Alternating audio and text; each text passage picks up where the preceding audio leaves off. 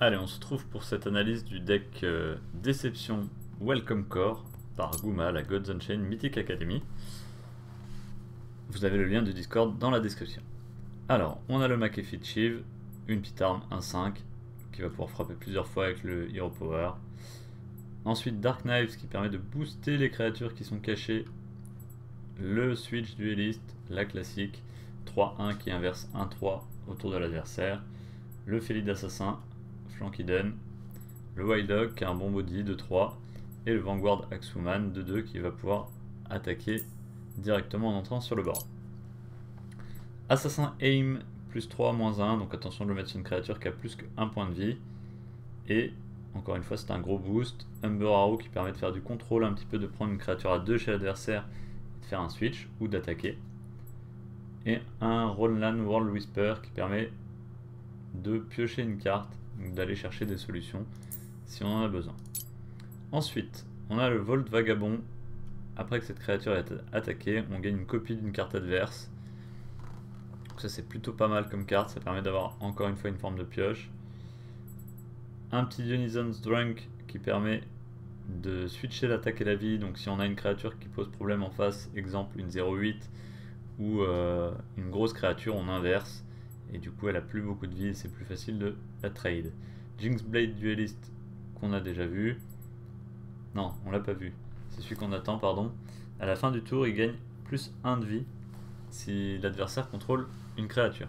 C'est à la fin de chaque tour, donc du nôtre et de celui de l'adversaire. Donc c'est les 4-2 au premier tour, elle est 4-4 quand elle revient à notre tour. Et comme on va jouer le ping pour la garder cachée, elle va rester grosso modo 4-3 toute la partie si on y arrive. Ensuite ici on a un petit peu de provocation pour ralentir l'adversaire et protéger nos cartes qui seront hidden d'éventuelles attaques. C'est surtout pour protéger le héros en fait. Ici une 4-4 pour 4, bon body qui fait un petit dégât, ce qui peut être idéal. Et enfin le Rapture Dance x2 qui permet d'infliger des dégâts à toutes les créatures ennemies égal au nombre de créatures sur la table. Donc il y a 6 ennemis, on fait 6 à tout le monde, il y a 5, on fait 5, etc. etc. Donc voilà un petit peu pour les cartes, on va avoir en revue comment on fait pour jouer avec ce deck. Salut à tous, on se retrouve donc pour la vidéo sur le deck Welcome Core. Quand vous aurez eu vos premiers paquets, ça y est, vous êtes en mesure de compléter le deck Welcome et d'ajouter des cartes un peu plus performantes qu'on vient de voir dans la review. Donc à vous de compléter au fur et à mesure et on va voir que le deck va déjà mieux tourner et va être plus intéressant à jouer que le précédent. On est encore une fois deuxième joueur, donc on va chercher tour 2, 3, 4. Alors ça peut être pas mal pour tenir le board éventuellement. Ça on va remplacer, donc ça c'est parfait, ça on veut. On va remplacer le Wild Dog. Ok, ça c'est parfait aussi. Ici on va remplacer. Ok. On a une main pas trop mal, on manque peut-être d'un petit tour 1. Voilà ce qui est là. Non, tour 4, pardon. On manque d'un petit tour 1, mais au deuxième tour on va déjà pouvoir faire pièce Jinxblade. Sauf qu'elle n'est pas hidden, donc on préfère la jouer au tour 5. Au tour 3, pardon, pour lui mettre tout de suite... Non, elle sera pas cachée. Ok. Le problème c'est qu'il y a une grosse sortie en face. Si je pose celle-là, je risque de me faire contrer, mais... J'aurais dû garder un tour 1. C'est pas grave.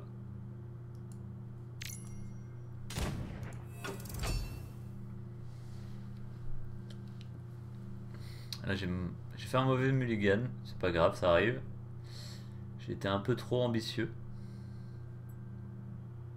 Donc celle-là à la fin du tour elle gagne plus 1 de vie, donc c'est parfait si on arrive à la camoufler une première fois. Puisque derrière, à chaque tour elle va gagner de la vie. Et donc on peut la camoufler à l'infini. Ok, ça c'est caché. Hop, ça nous va. C'est caché déjà un tour. Donc ça va nous permettre de patienter. Ça va être notre première créature.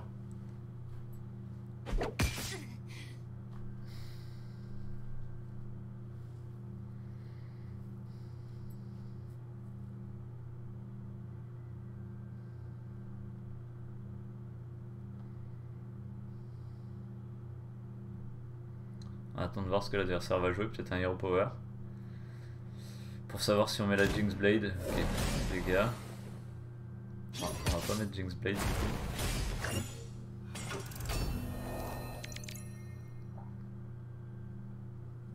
Donc là une option de trade.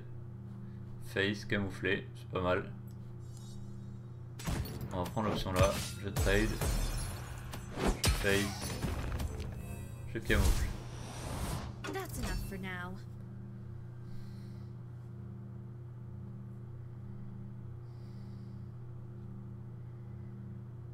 Et au prochain tour, on peut mettre Jinx Blade et la camoufler tout de suite.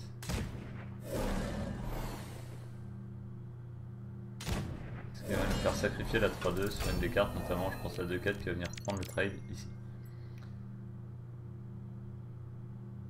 Ok, donc ça donne Hidden tout de suite. Ce qui peut nous éviter de la camoufler un tour. Est-ce que ça nous intéresse? Non, parce qu'on n'a pas...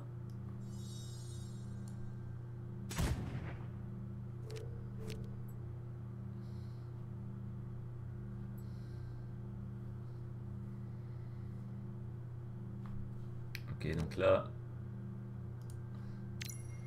on va la camoufler. Et on a le choix entre un face ou un trade. On va aller face et on va le laisser trade lui, même si c'est avec l'arme. 3, 4, 5, 6, 7, il va nous mettre 7 de dégâts quand même. Mais après s'il tape avec son arme, c'est des dégâts qu'il prend, donc ça nous va. Allez, on va la jouer comme ça, on va voir ce que ça donne. Et vous voyez, elle a gagné, elle est montée à 2 points de vie. Et c'est au début à la fin de chaque tour. Donc au prochain tour, elle regagne un point de vie dès qu'il termine son tour.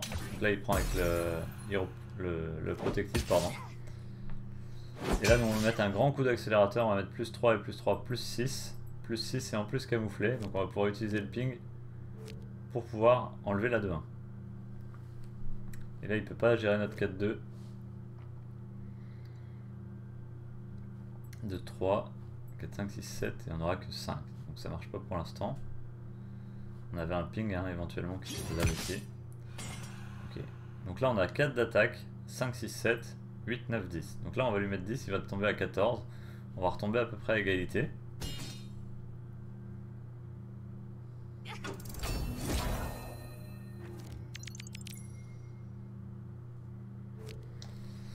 Alors, est-ce que je place de quoi le ralentir? Ce qui peut être intéressant aussi.